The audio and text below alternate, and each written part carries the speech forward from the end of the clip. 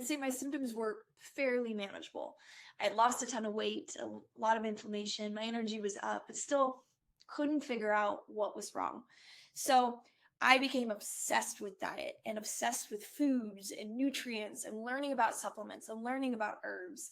And that progressed. I kept going to doctors for more and more years. And so by the time I was in grad school, about 15 years, 12 years had passed. And so I kept going to doctors along the way, and I finally had enough.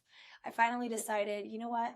I've got all these labs, and it's probably 6 inches thick of paper with all these lab results over the years. So I sit down and I go, you know what? There's got to be some answers in here.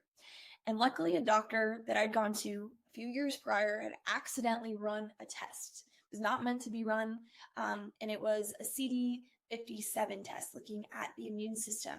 And it was basically as low as you can get. I think my marker was 3 or 4. And you want it very, very high, above 60. And so I go in and I start looking up, well, what could do this? And the first thing that came up was Lyme disease. And I thought, okay, well, that's kind of weird. I don't remember being bit by a tick, but I did remember that our dog growing up had, all of a sudden, he went paralyzed, and we took him to the vet and they said he has Lyme disease. We asked if it was something that any of us needed to be concerned about, and they said, no, if you had it, you would see a bullseye rash, and that was kind of the end of that. So then I took that and found a Lyme specialist who ran a full Lyme and co-infection panel, and it came back that I had Lyme, Bartonella, Babesia, a whole bunch of other co-infections, and it had been there the whole time.